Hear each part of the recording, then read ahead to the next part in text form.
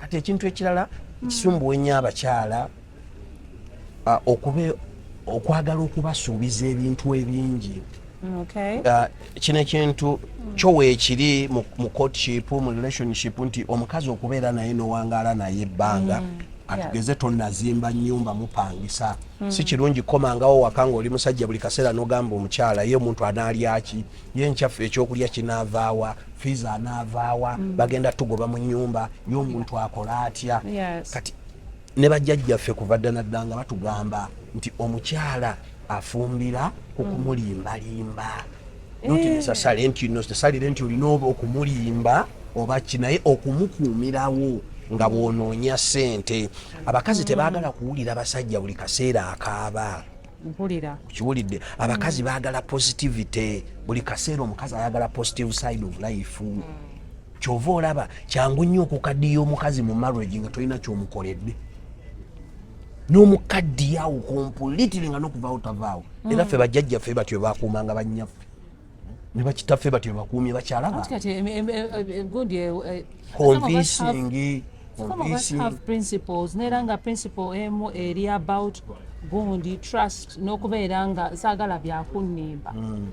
Anti kati era y'ensonga lwaki gwe okyaliwo era okyaliwo nnyo kubanga tewaliwo we bakiwandiika yadde mu Bible gy'osoma tekubeera kulimba. Banaffe abagobera programu za Biva Organic nze Dr. Ssenjobe nakuguka mu butonde kujjanjabisa mmere middo na bibala.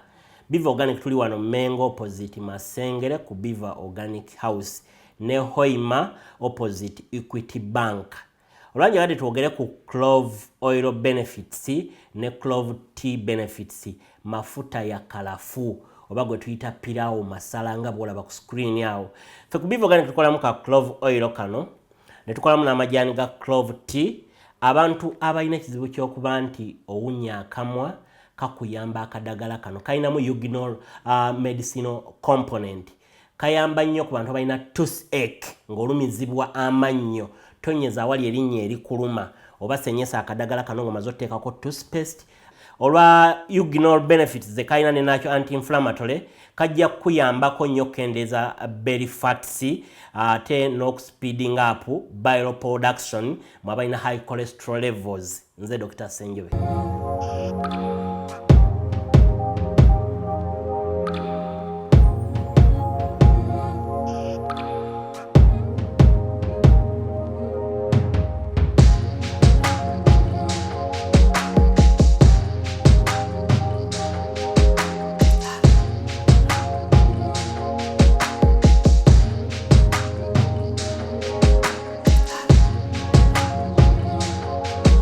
Banange, hello, how are you?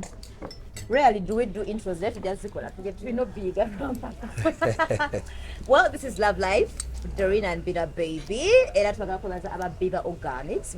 Check out my center. So if you are a lover of health food, make sure that you call that number. But they will guide you what to eat. Enough pressure. They tell you eat this and that. So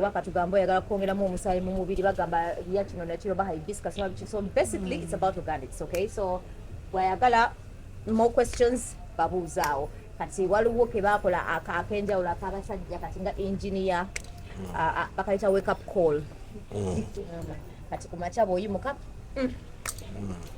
okatadde sikamanyi kayiga buyizi katunyonyole njaka kuleta kakuteremu ka wake up call kekakuzukusa nenga naturally abasajja babera basituka kumacha. That is good. Naturally basituka but not too much kati abamba kuma wakati okusituka like maybe suwajamwe like if you have weak veins it helps you. So not all men kusituka batya your sugar cane engineer naye nawe tuleke your sugar cane oyagala nkwateo munange bino sijja kubitegeera pakisi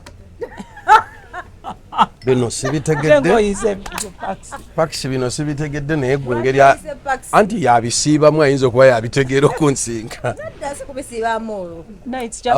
No, it's just wondering, like, of course, yeah. Different people have issues. So how are you, engineer? I'm fine. You're smart, by the way. How are you? Thank you. The combination is good. Wow. just that also kulabanga to there's coffee browns or coffee brown, I guess Yeah. that's matching with the even the socks. Yes.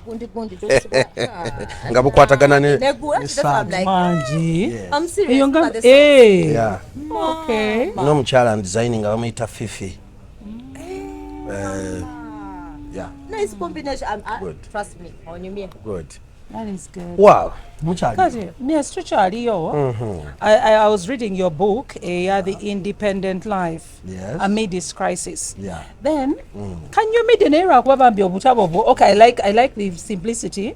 Mukatabo kano, the English, it is simple and it's not like, you know, Kali self-explanatory. like kali self-explanatory, ate kali tisika nene nnyo. Yes. Nti olaba nti okatandikako n'omaliriza nga you can also get to write. Yes. Naye ekyendabye since tuli mu mwezi ogw'abakyala, abakyala tutera nnyo okubeera ne challenge eya believing in ourselves. Yeah.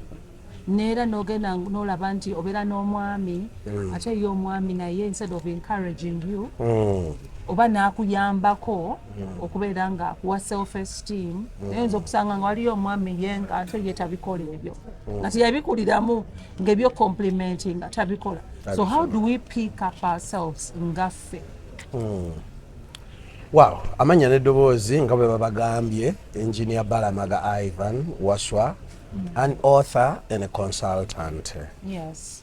And also an engineer. Yes, kakati ensonga eyo Bina gy'aleese yeetooloolera ku bintu bingi. Abakyala mu butonde bwabwe Yes.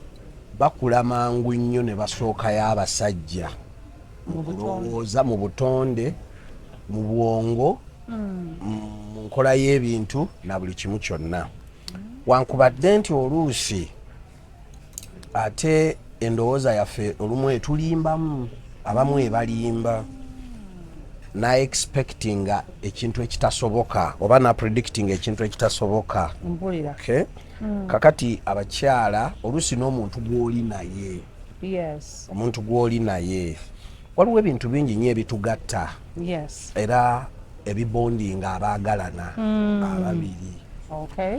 Okusookera ddala kyandibadde kya buvunaanyizibwa okwagalana n'omuntu nga omaze okumulaba nti muli compatible, nti mumaakinga.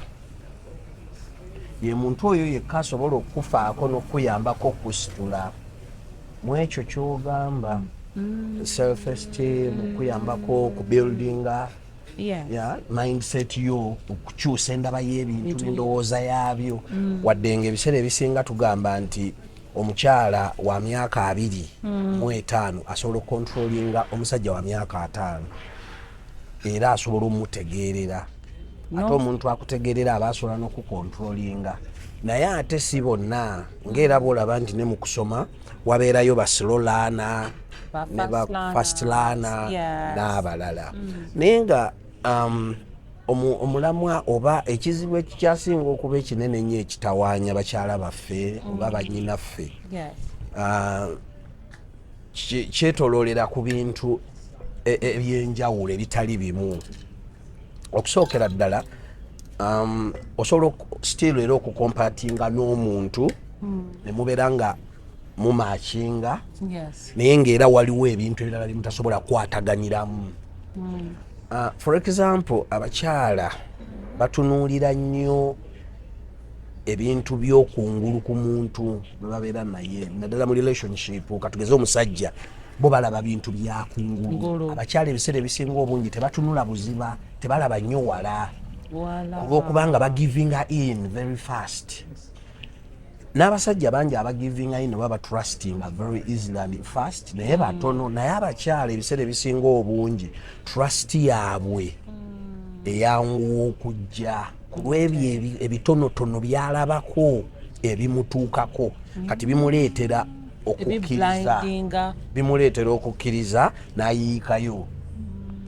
Kati ekizibu ekirala w'oyinza okukisanga nti ebiseera ebimu bannyinaffe oba bakyala baffe ekibaleetera okusanga okusoomoozebwa mu relationship, marriages ne baki kyonna courtship whatsoever nti ebiseera ebimu afuna omuntu nga wavelength yammwe ey'okulowooza n'enkola y'ebintu yanjawulo.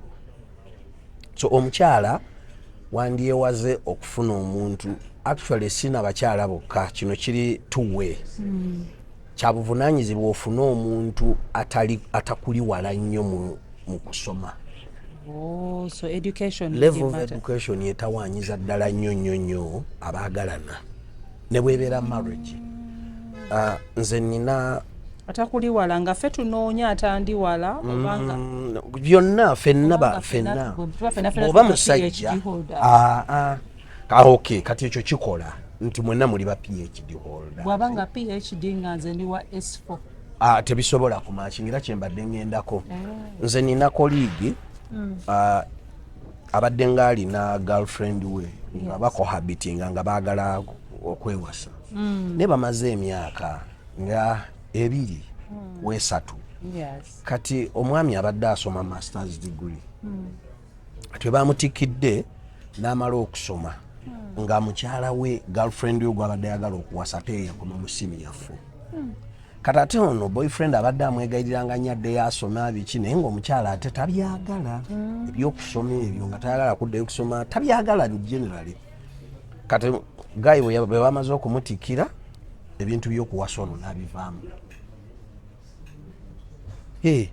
N'agamba no falling out of love because oli tali educated. Yes, ate nga babadde baakyala everything. Level of education oba big education gap esumbuwa nnyo abaagalana oba abafumbo oba marriage.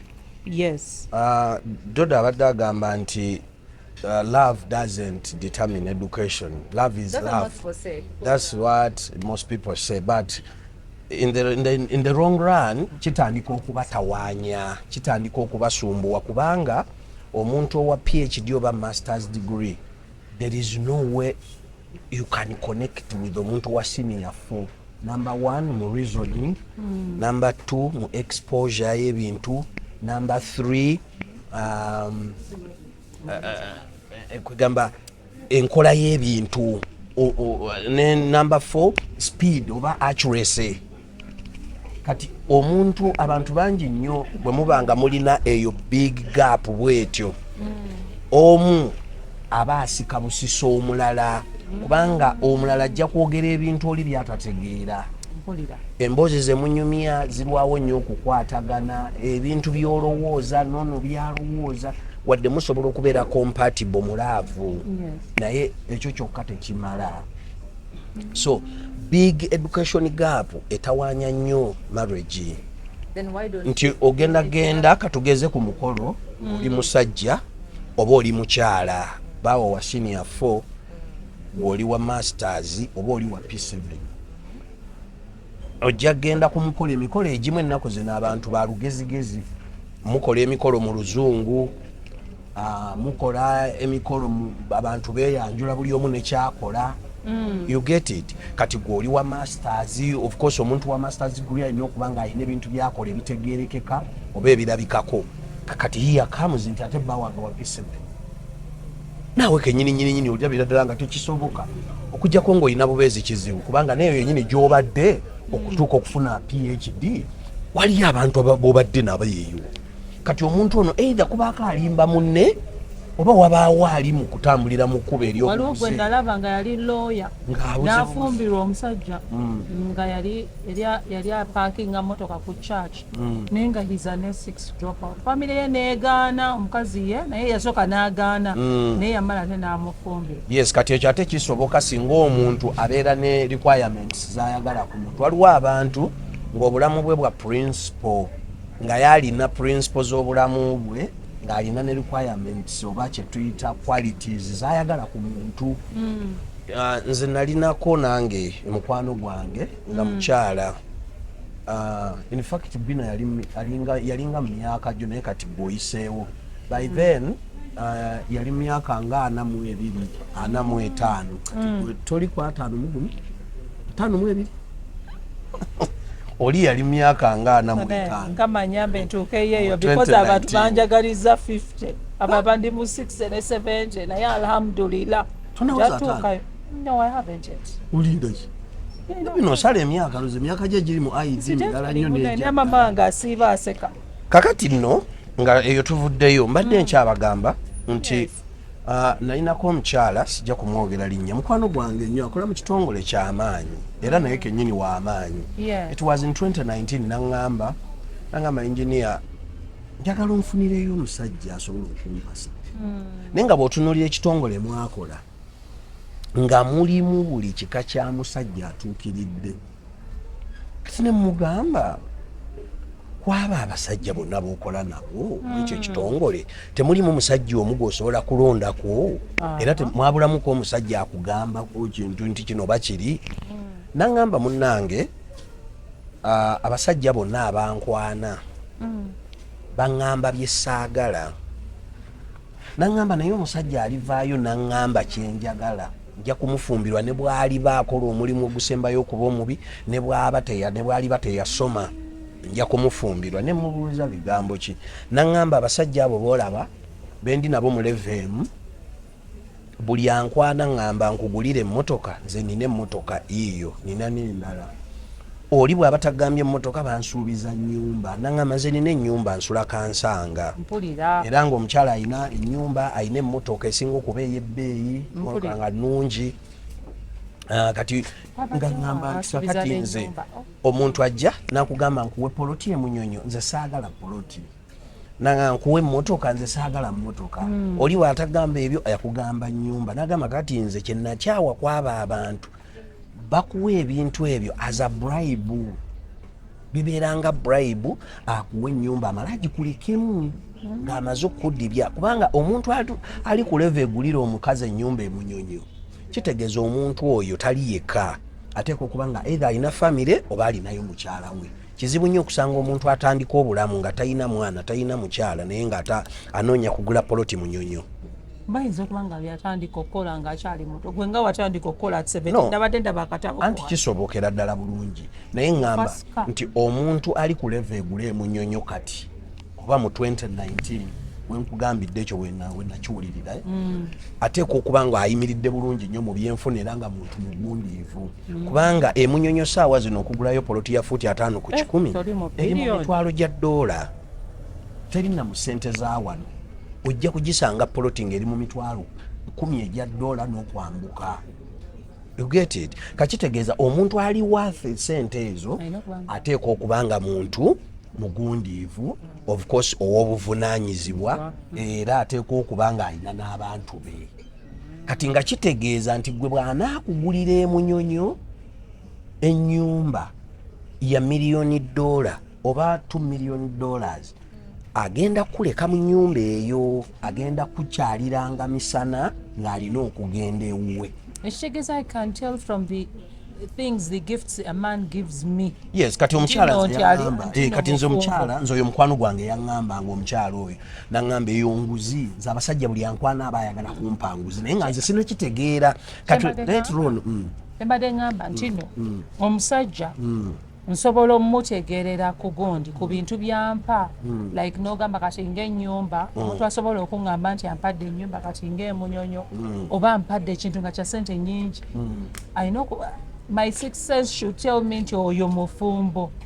No, not necessarily nti abeera mufumbo naye ŋŋamba nti kati omuntu ali ku level egula emunyonyo ng'agulirayo mukazi kitegeeza omuntu oyo yakola dda era kitegeeza omuntu oyo muntu mukulu neera ng'alina abantu be kyengezaako okutegeeza nti oyo tayinza kubeera muvubuka atandika bulamu mu myaka 25-30 neera bwannimba nti si mufumbo abeera mufumbo well abantu amu bali okuwasa asobola okubeera mu myaka 5 nga talina mukyala oba mukyala we yafa bufi oba nga yamala obudde ng'anoonya ssente abantu bangi nnyo betulabye ng'azaalidde ku myaka 45 nga musajja ng'obudde bwonna yabumala mu kunoonya ssente oba ku bulaaya oba wa n'azifuna n'agamba kati kansatolinga enfuna omuntu so ebintu bingi nnyo by'osobola okutegeererako omuntu gw'okompaatinga naye oba nedda kati mbadde nze nkugamba ku mukyalo oyo nga tukyali ku level of education kye nabagambye nti education gap, big education gap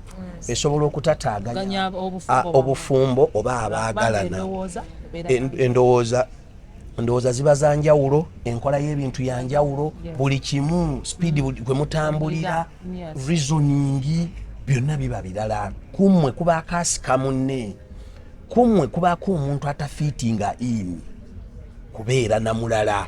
Ono naga nti love temanye ebyo, temanye education, love esigala love. Nega nti kati walina okubaawo obuzibu ku bantu babiri, either omu kati owa Espa ina kufumbirwa wa myaka at least si myaka level musobola okutegeeragana. Omuntu wa Espa asobola okufumbirwa omuntu wa degree kale kubanga omuntu wa Espa ne senior 6 muba mufaanagana, muba mufaanagana, ebirowoozo byonna biri awo, nnyindo na mumwa.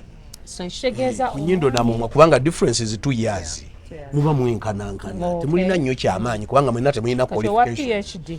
Kati omuntu wa degree, omuntu wa senior force olukuwasofumbirwa oba nowasa omuntu wa degree wa bachelor oba diploma muba musoboka. Naye kati omuntu bw'avaawo n'agenda ku masters PhD, oyo omuntu abeera muntu mulala nnyo. Ekisookera ddala abantu abasomye ennyo tubeera tulina omuntu gy'akoma okusoma ennyo, gy'akoma okubeera rigid ku bintu ebimu, gy'akoma okubeera n'obujja ku bintu ebimu. Era okusoma ennyo abantu abamu bagamba nti omuntu bw'asoma ennyo ayonooneka. Tobiwulirangako nga bantu bagamba mugwa eddalu. Omuntu atandika okubeerawo nga muli naye nga etaliiwo, kubanga buli kimu oba olina okinoonyaako, okinoonyerezaako, ononooza kino ononooza kiri. Kati okusoma nakwo kuzaala entondo ndowooza. Otandika okulaba nga era ebiseera ebisinga abantu abasomye ennyo always isolate themselves okuva mu bantu abalala, because lwe mujja buli mubeera naye byemwogera alaba tebikola, tebimugattako ng'avaawo.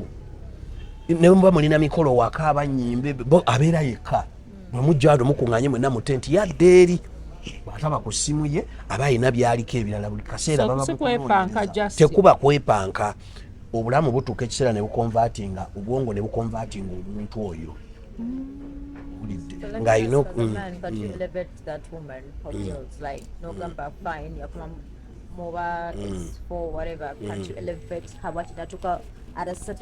anti kati waliwo abataagala ekituufu, naye waliwo abataagala. Kati nga gwe mbadde nkugamba nti oli one of my colleagues abadde nga asoma naye ng'alina omukyala wa senior 4 tebannafumbirigana naye nga yakyala ewaabwe, naye kakati ng'amugamba ddayo osome naye ng'ono tabyagala. Kati ono yakomye ku kukyala, kati ye n'agamba nze ono namuvuddeko, tetukwatagana, mugayaavu, akola ebintu mpola. As a woman, I think I can better myself. Kati that is okay. Then I package myself what then do S4. You can, for as long as ngosobola coping up with the situation. So how can I cope up since ndinawe gwomusomye nnyo ku scenario ngeyo? Anti kati scenario ezimu era nga bwe nkugambye nti kati oyo omuntu mujja kubeerangawo nga mukola ki, nga mulina ebibatawaanya. Ona either kujja kuba akalangira munne ku bye mukola, ojja kola ekintu mu bugayaavu oba mu nsobi ng'oliye buli kyakola kibeera perfect ewaka. Temusobola kubula bibatataaganya, because kummwe kulina okubaako omuntu ng'ali perfect ng'omulala tali. Yes, kakati mwe nga mutandika okwerangira. You get it? Nga mutandika okutabuka lw'ekyo kantu katono nnyo nga kabatabula nga kavaako oluyombo. Naye ng'ekibatabula onaaganye kukkiriza nti siri ku level yono ey'okutegeera oba ey'okusoma. So nga gwolina kukkiriza nti nze mu butuufu saasoma oli kayogera oluzungu lwe n'abantu be ku ddiiro kaluyigirize n'abaana. Naye ojja kwekanga era ne mu nnyumba abaana ne boogera oluzungu maama oba taata talwagala, depending ani asinga munno okusoma. Ojja kulaba ono talwagala, abaana baluyiga ku ssomero, ono alugobye mu nnyumba. Lwaki mwogera wano oluzungu? So n'omukyala abeera alina naye okwebettering at least ko n'asoma. It is a two-way. Si bakyala bokka nti be bafumbirwa nga asomye ekitono ng'omusajja asomye kinene. Ojja kusanga ng'oyo omukyala gw'ogambye nti omukyala yali yasoma nnyo nga wa PhD naye ng'ate bbaawe apakinga mmotoka ku kyaki. Abakyala bo tebakinaako na buzibu ate n'abasinga obungi. Naye kitawaanya nnyo ffe abaami, naddala singa ffe tuli waggulu obanga ffe tuli wansi. Kitawaanya nnyo. Abakyala bangu nnyo bakukola ki, bakukonvatinga, because ya konvatinga, her role is to respect you whether wasoma oba tewasoma. Ekyo ky'abakyala bakikola because ye aba yakuzuulamu byayagala. Kati ekyokusoma kyo kiba tekimulya. Kati their role is to respect baawe n'okumutwala nti musajja we era musajja era womwogererako ekikyamu wemuviirawo n'oyo omukyala. So abakyala bo banguwa mangu okonvatinga okusinziira ku kyayagala n'obulamu mwali. Naye abasajja era ffe tusigala tutambula ogamba ono kamuleke wano.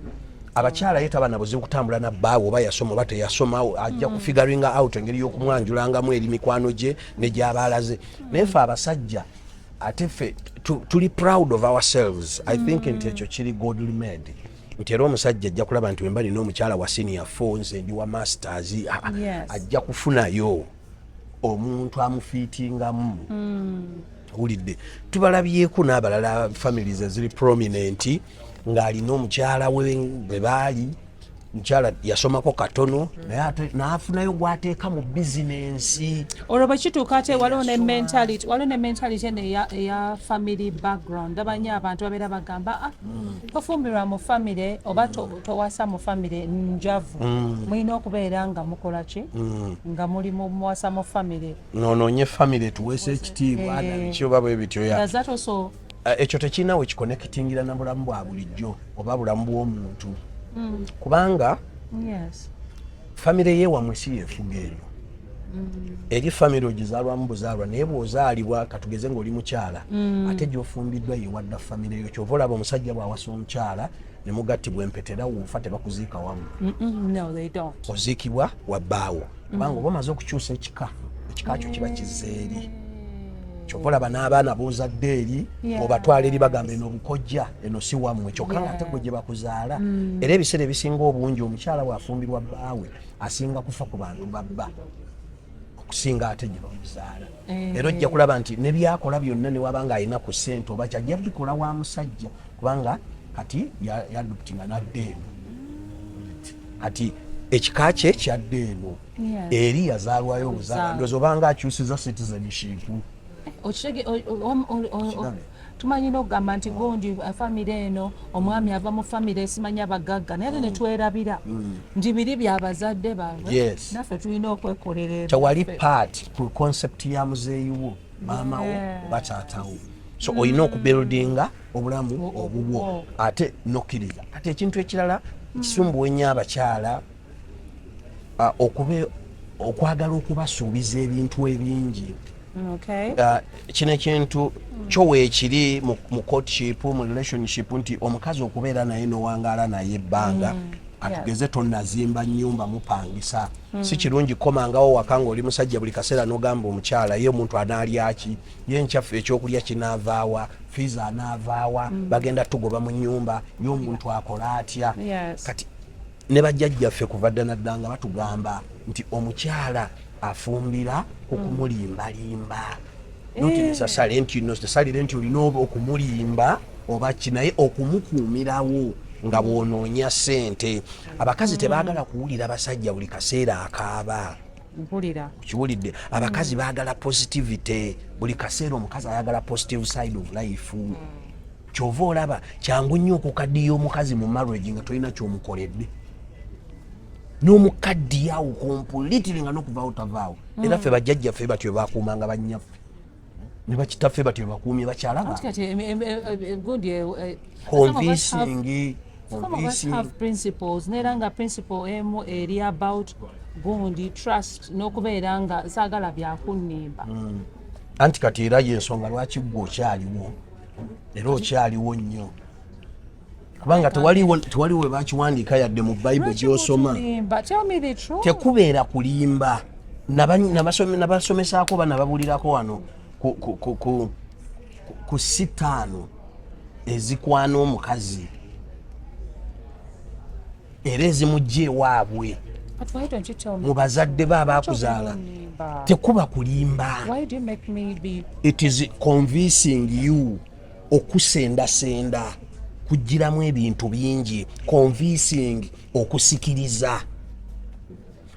Omuntu aba akusikiriza tagenda kukusikiriza nga akugamba buli kimu nti nalina kireeterako evidence. Do you know convincing and deceiving bintu byanjawulo but in the long run bifuuka obulimba nga tebituuka. Kati ate we bigenda okufuukira obulimba gwe obitegeere nti mbadde nga bannimbalimba bulimbirimbi ng'obudde bugenze nga tokyavaawo. That is how abakazi bangi nnyo gye bawangaalamu n'abasajja obufumbo bwakutetenkanya ne relationship byonna byakutetenkanya teweefuula perfect kuba tojja kusobola tolivinga beyond your means ogenda kulimba kati awo wotandikira okugiramu obulimba live yourself don't promise what you don't have don't promise what you can't don't pile financial pressure on yourself because you want to please someone to stay with you tojja kusobola because you are not going to deceive every day today tomorrow and next year time will come ng'ebyokulimba bikuweddeko naye nkugambye nti abakyala bo bw'aba ya givinga in waliwo n'ebintu byatalaba according to how the man packages himself jolly. So that means that's why also we see women nogenda nolaba n'agamba gundi ono ye taata wange nga in actual sense si mu family gyava so ogenda okulaba bafumbiddwa then they build their trust on lies. Yes, nakyo kibeerawo kati abamu tekibeera kituufu naye buli muntu alina engeri gy'afunamu gy'atuuka ku biruubirirwa bye.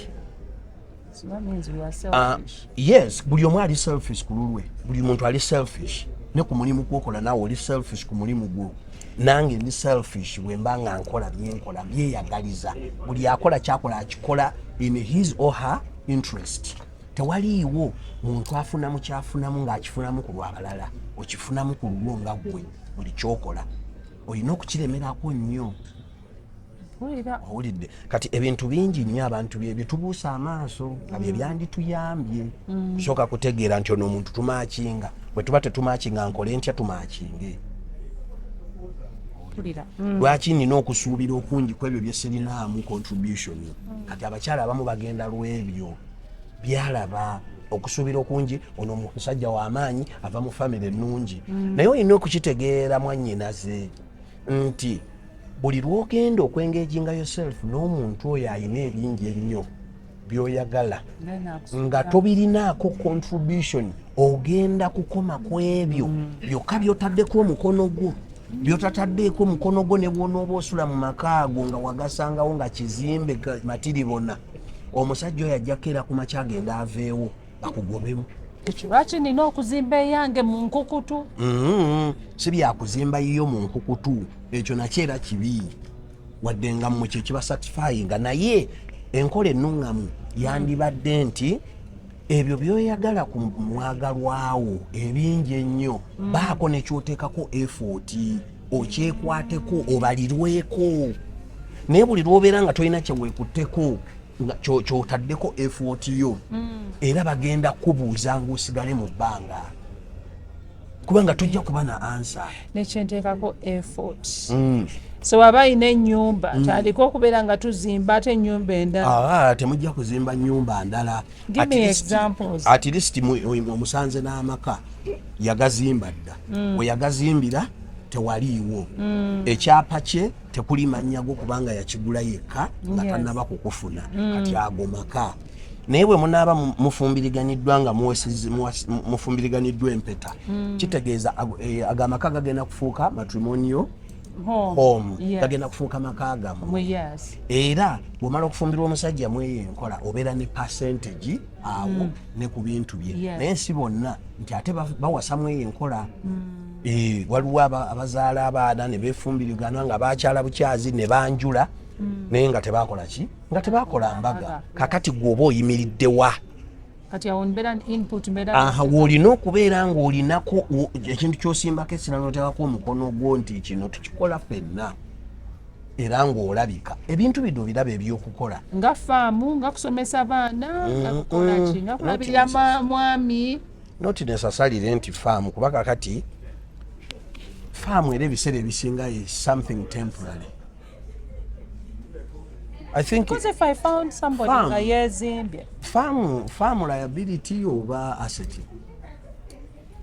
I think farm tujibalira mu liability si asset nti farm kubanga era farm taka kati taka liri mu manya gani because era farm ojja kuba wagisangawo ne farm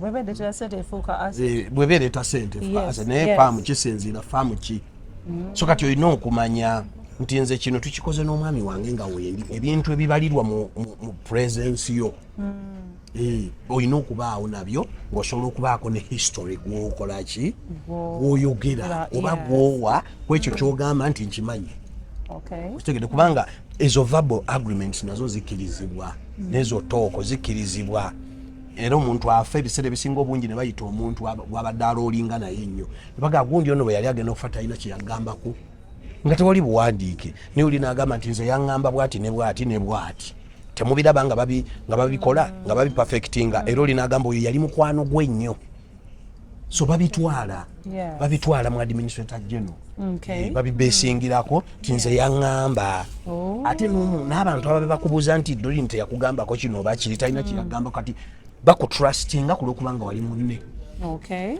kati kyanjawulo ate n'oli gwe mbadde naye mu bufumbo kati waliwo ayinza ate kuwakana kusinga kubanga ebintu byemukola n'ekyalo kiba kibalaba community ye mulamuzi asookera ddala obantu ng'omuntu azze okwesiba ku kintu ky'omuntu community ye mulamuzi asooka wano wabaddewo abakayanira ebitaka oba kyapa abaddaanyi suna beeri omusango gwagweredde mu kooti kooti yeyagusaze bantu why abantu abadde balaba suuna beeri ng'anoonya ssente from scratch kati omuntu wava eri nagaa nti ate ekyapa twakoze bwe tuti of course community efuukirawo kooti otegedde so ekyo ekintu kibeera kyangu nnyo kyakutegeera kati gwe kyolina okukola its lower your expectations omwagala nnyo abakyalo basuubiza ebintu ebiri positive things ebintu ebinene kati olw'okubanga gw'onooba oyagala kusuubiza bintu binene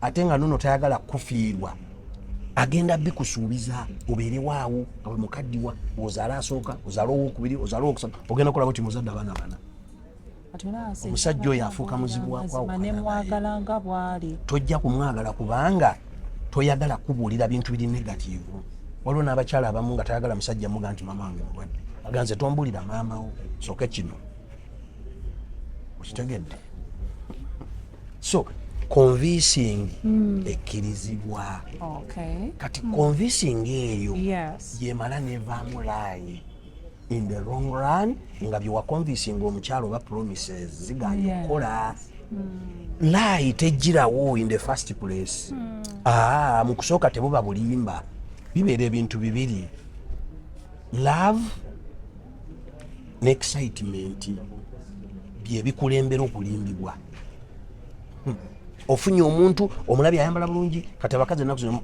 ne perfume emu exciting nga omusajja awunya bulungi okitegedde kati ekyo kyokka ekyo nekigenda nekisparkinga cerebrum ye ekyo kyokka kati ngaebirala ate tabitunuulidde okiraba sorry nga takitunuulidde kakati bino byo weebiri abo n'abantu bwe bali you get it kakati sooka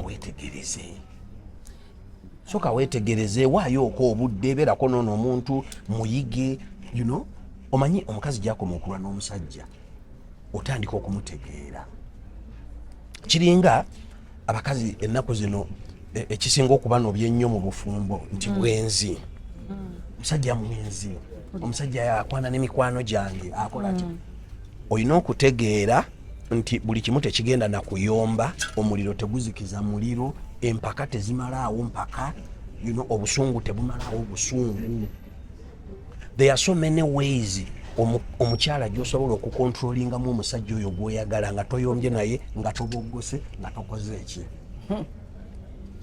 example nze olaba wano nalina emikwano mingi nga of course tubeera nnyo mu bintu ebyamasanyu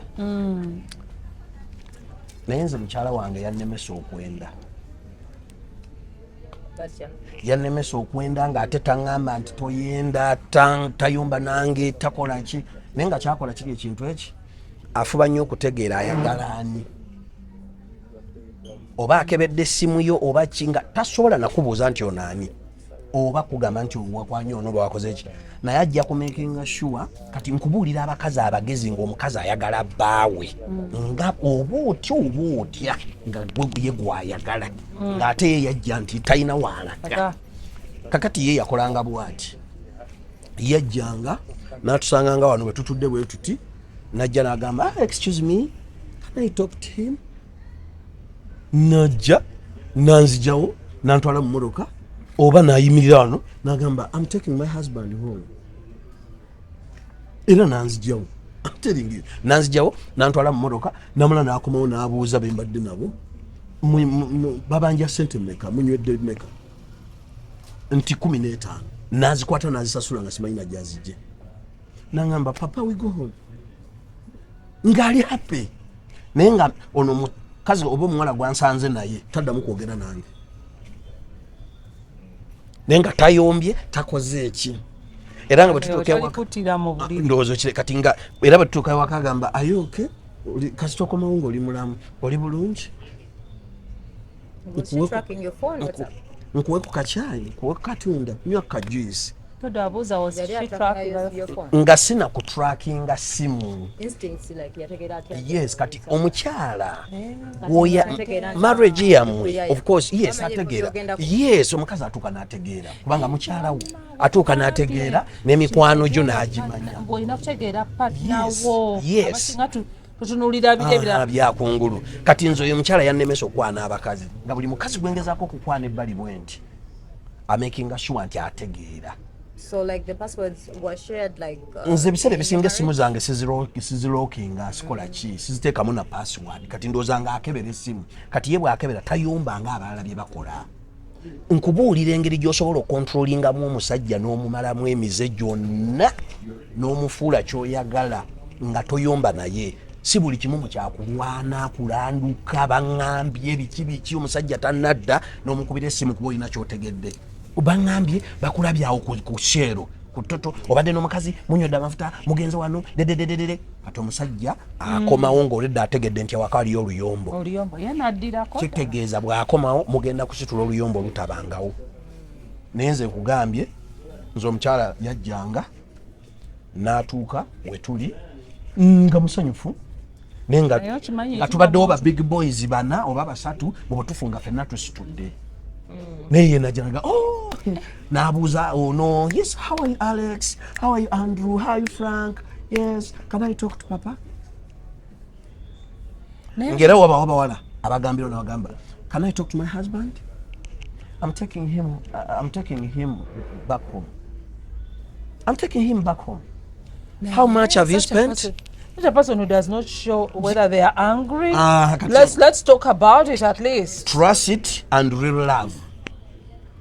Eyaddala. Trust and real love. Iranga bwajja n'akwata sente ze mu nsawo n'agamba how much is spending nze 15 ne beba mitwalo 5 ng'aziwaayo n'asasula n'agamba thank you can we go it's okay have a nice time n'abasiibula nkugambye tebaddanga mukunjaga. You know like most people like most ladies love what they call closure. Kituufu. Basically if I take you home maybe first times I might not ask you but when it's I understand but there are moments when I want to ask you kakati Chichi what's up like why of course yo mukazi abeera amanyi because ye abeera amanyi yes kati ate ekyo nakyo kibi nnyo very good oli mutuufu era abakyala kibi nnyo okupayiringa obusungu obwo bwebutyo kubanga buli mubeera mu marriage nedda buli mubeera mu marriage nga mulina ekintu kye mutayogerako tekigwawo